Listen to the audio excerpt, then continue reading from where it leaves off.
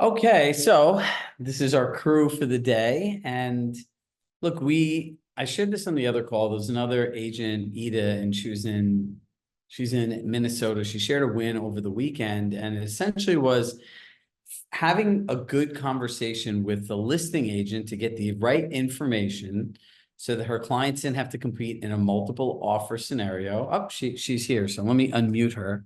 Ida, you're featured again. So unmute yourself and share your experience of exactly what happened. Oh my goodness, sure, happy to. So I was headed into a multiple offer scenario over the weekend. We were the first showing in at like 9 a.m. on a Friday morning. There were 15 scheduled after us for a great house. And I wanted to leverage all the tools that we have in the coaching sessions to see if I could get ahead of this and not let it get to a multiple offer.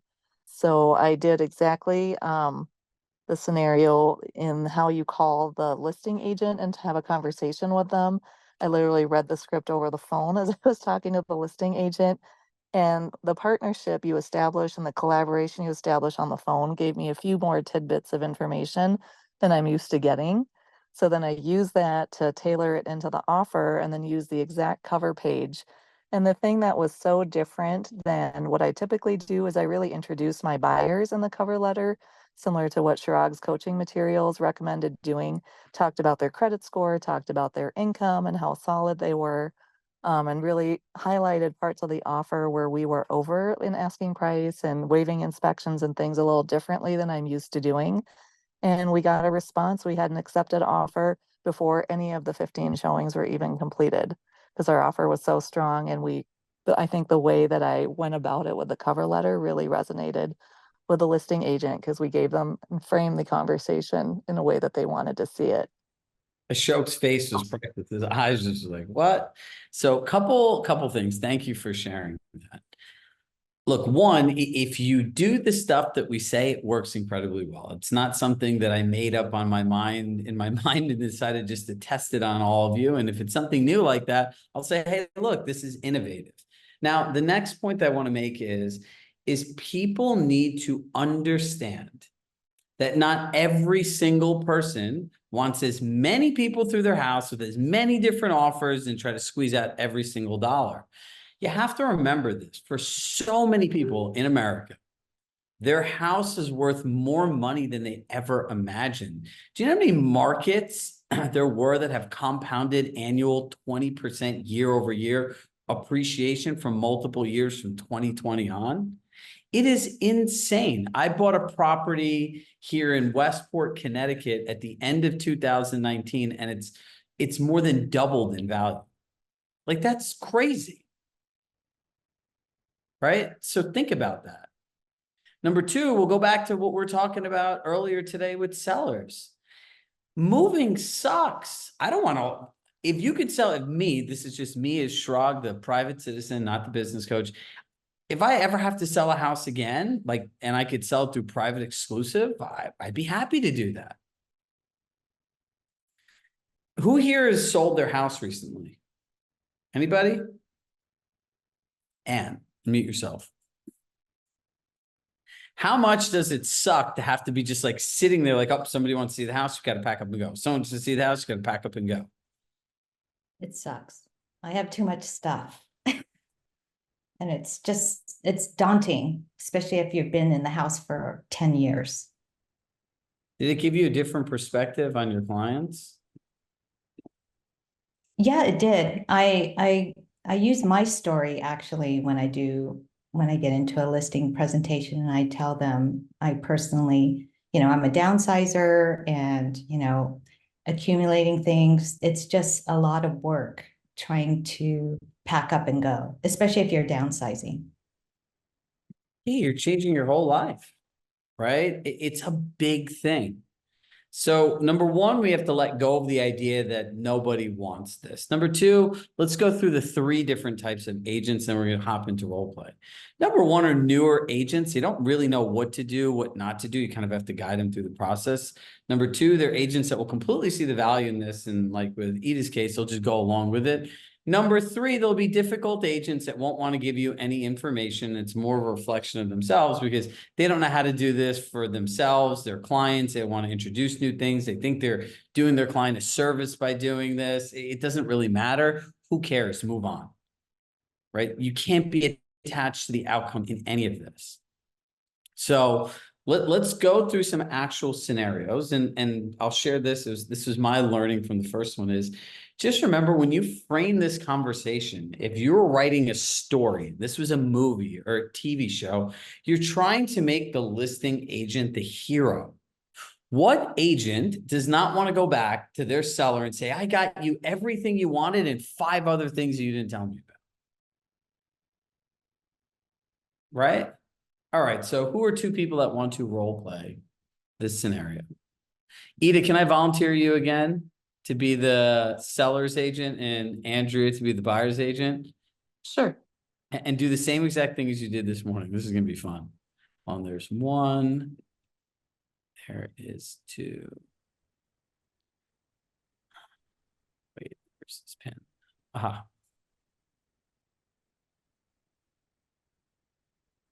Oh, wait, hold on.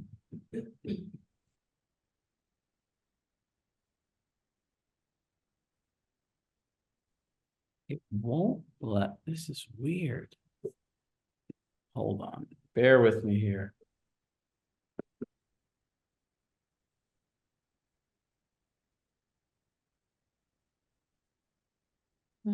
All right, well, we can't, for whatever reason, Zoom today does not want spotlight, so I will let these 2 go on their own. All right, go ahead. All right. Hi, this is Etta Rivers with Compass. Thanks so much for calling. Andrea? Hi there. Adam, my name is Andrea Schenk. I'm also with Compass, and I have a client who is over the moon with your listing on 123 Main Street. The reason for my call today is I'd really like to draft the offer that your seller would like to see. So what can you tell me that the seller needs that would be compelling so that they would accept our offer above all others? You know, the seller is just willing to review offers as they come. I would put your best foot forward and just give us the best offer you've got. Okay, perfect.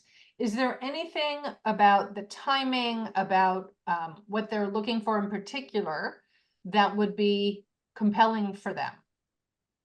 You know, they're just looking for the best total net offer.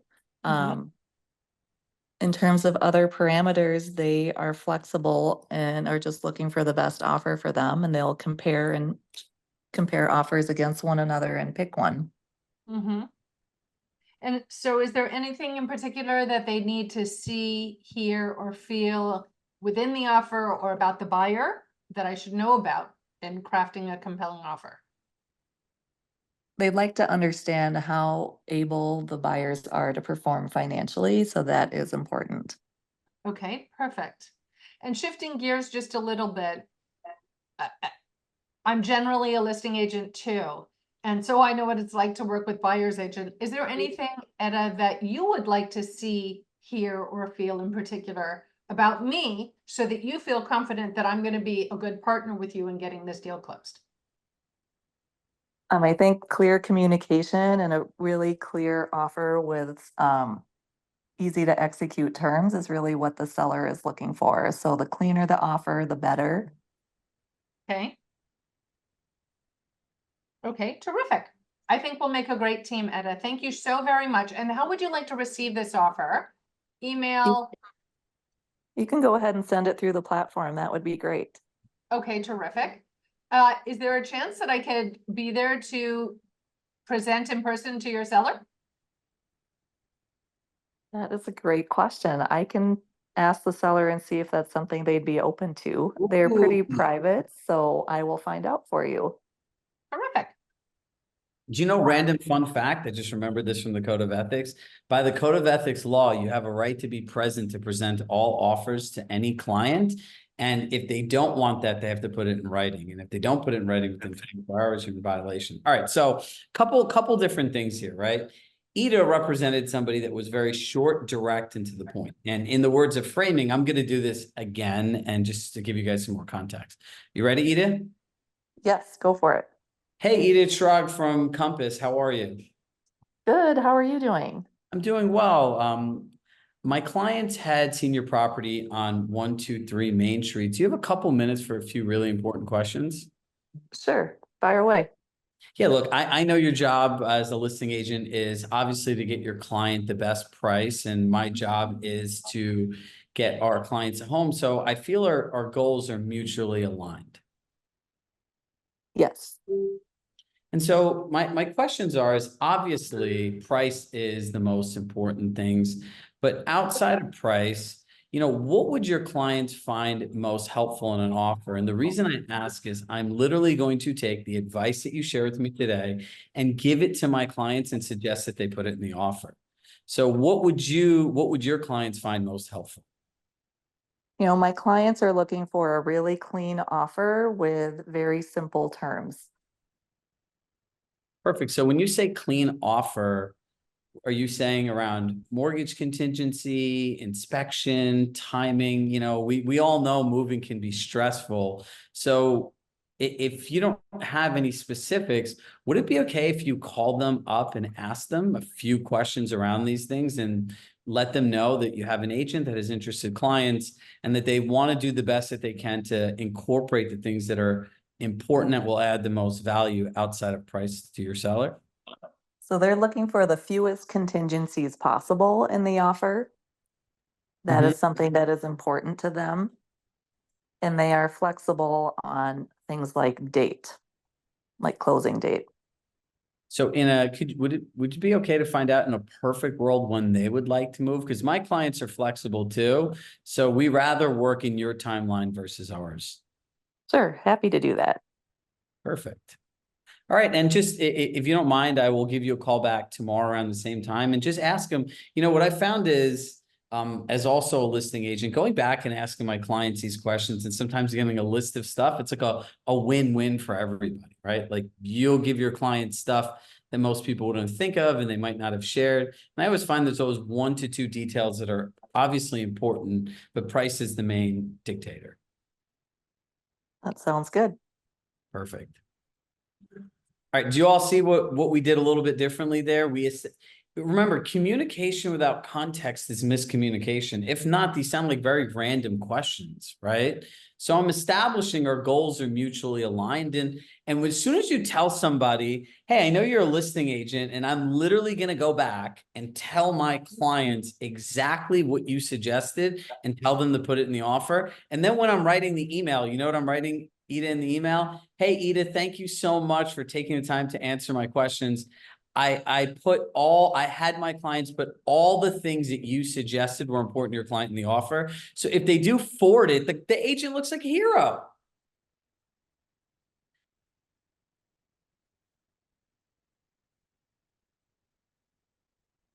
All right, who wants to go next?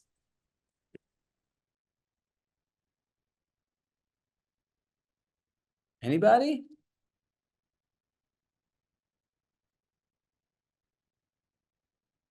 All right, I'm going to call on 2 random people.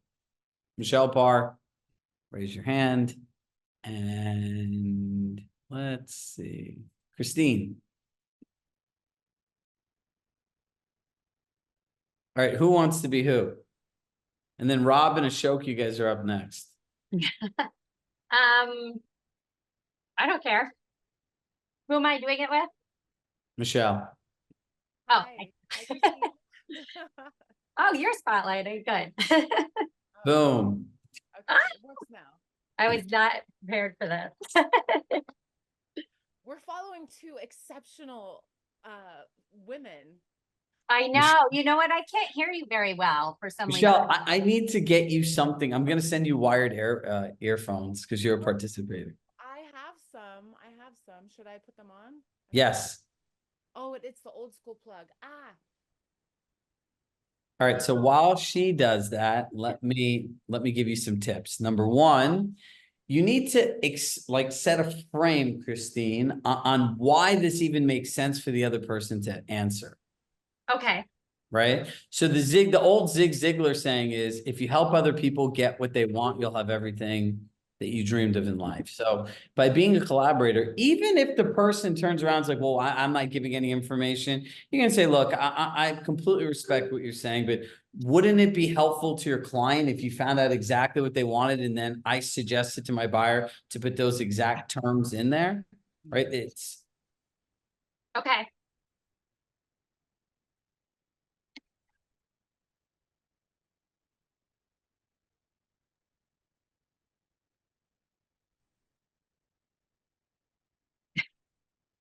I don't know. Can you guys hear me? Now that's good. yes. Just so you know, Chirag, I did call Apple over the weekend and try to, I don't know. Okay. All right, perfect. So who's going to be the buyer's agent? Um, I can try to be the buyer's agent. Okay, Let's, perfect. Great. okay. Go. okay. Okay. Ring, ring. Hello.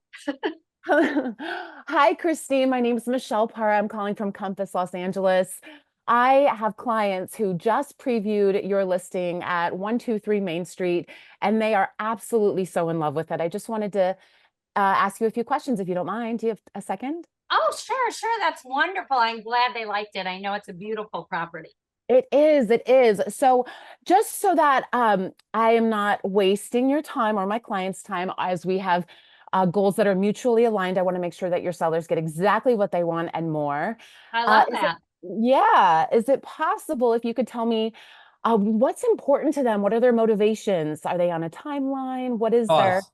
We're not doing pre-qualifying, right? We did this morning, right? And you're going to say, not waste the time, right? You're going to say, look, the most important thing is we know that the most important thing to your clients is price. And since our goals are mutually aligned, what else is important to them? And I'm going to go back to my buyers and suggest they do exactly that, right? So to just touch base on this, you don't want to say, well, where are they going? When are they move? Like you want to, it's natural. The same exact thing happened in the role play this morning. So it's Oh, not. did it? Okay.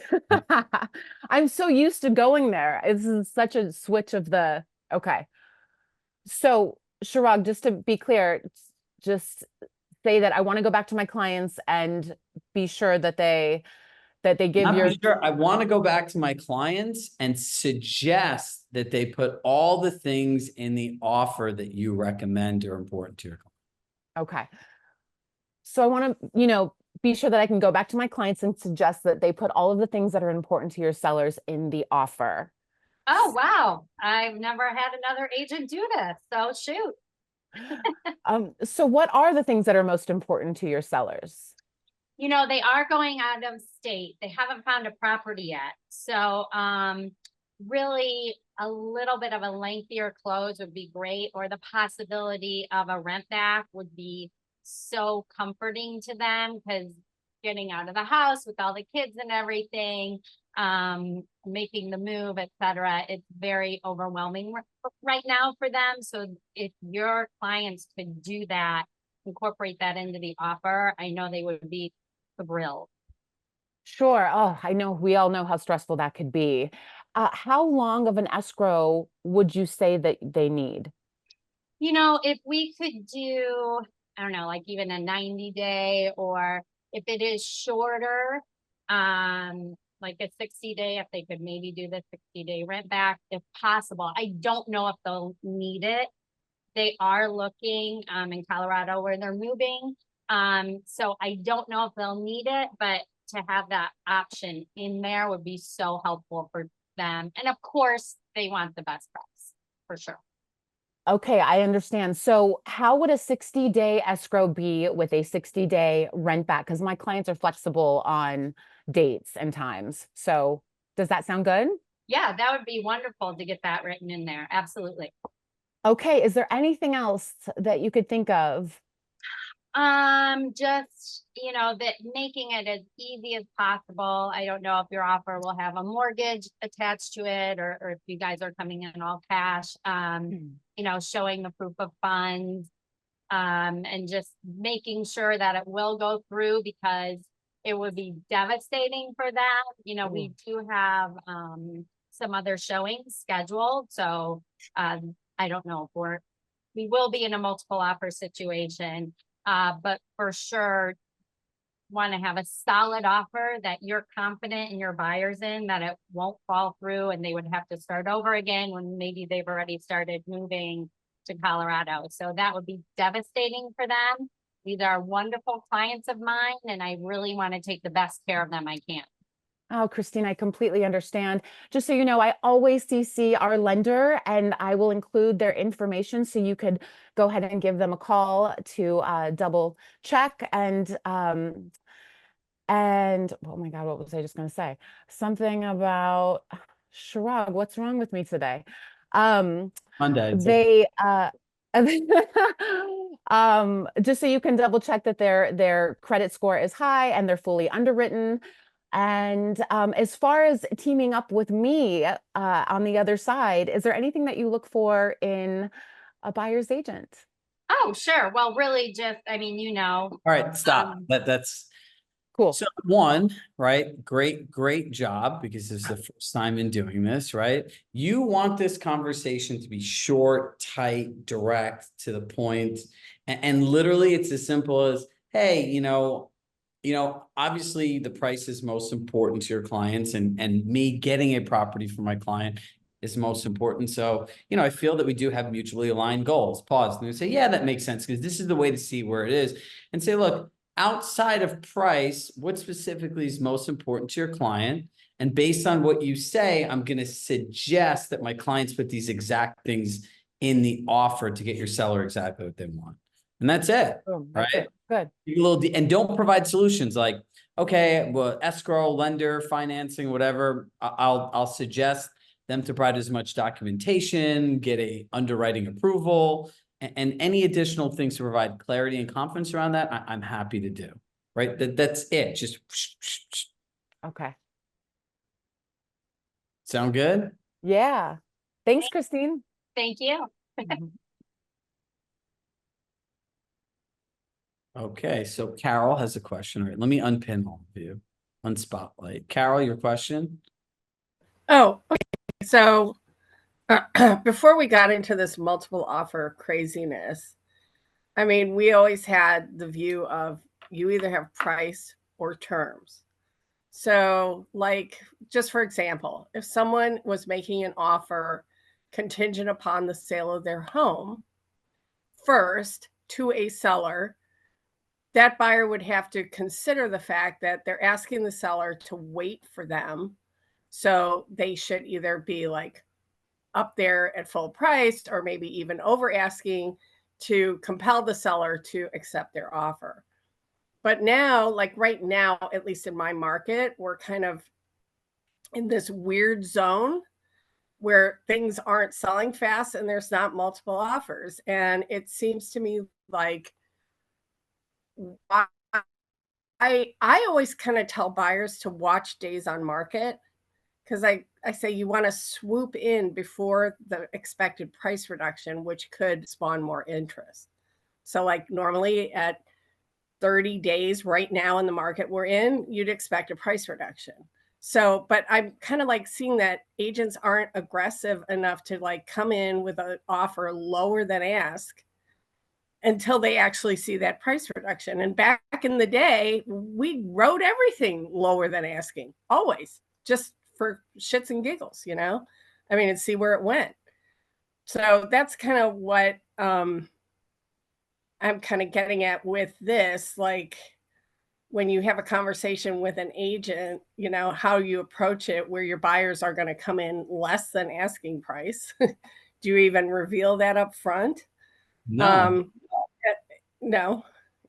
No. And then what, just back it up with a CMA, which doesn't make the listing agent look that great, although the listing agent may have pulled the CMA months in advance. So here's the thing, when you're sending, all right, I'm going to start with the last one to go forward. You guys all like this. Okay. When you're doing an offer, number one, say outside of price, what's most important to your client, same exact thing, right? You're going to get the same exact outcome. And say, I'm going to write all these things in, write the offer, use the cover letter, and say, I've also attached, and make sure this is one PDF, the comparable homes that my clients use to come up with this offer. If you have other comps that they should consider, When All right. factoring in price, please send them back to me and I'm happy to go over them with them. That's it. That's Right? good. And if you're trying to get somebody to sell a house with a contingency, that's a whole nother thing. It's one of, I would say, arguably the hardest things to get anybody to do. I It wouldn't mind some- depends.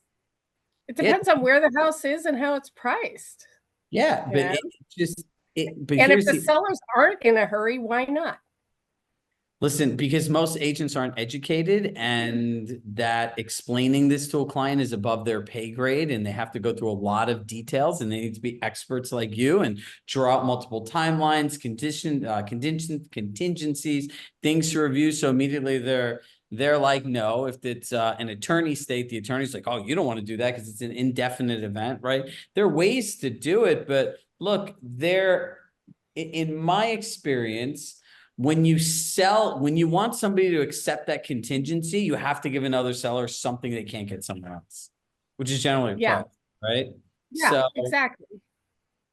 the other part is in doing that, my clients are willing to get an appraisal for the home and list it at the appraisal price. So they're not going to be like, there are different ways to ease people's comfort.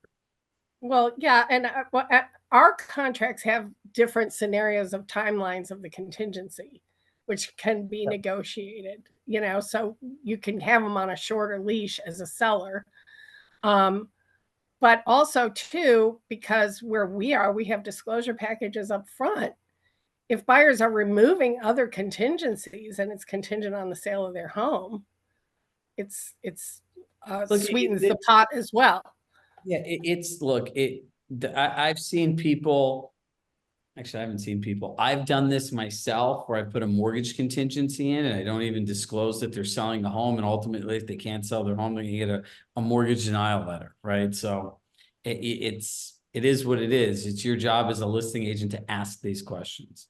I don't work for the seller. I work for my client, right? So I confirm with the lender. Can they get a legitimate denial letter? Then I'll ask the attorney if they got a denial letter for this, can the mortgage contingency clause click in? And then I'll go back to the buyers and I'll say, look, like we have to appraise your home, list this place, go at this timeline. Like if not, this whole thing's gonna blow up, right? So there's a lot of different stuff, but the goal of doing this is exactly, it's like legal gambling that doing it. And look, I was always good working. I would say my ninja skills as an agent was working amongst many things, was working in the deals, creative deals and all these things. Like I really enjoyed that whole, as you can see, live in the world of imagination.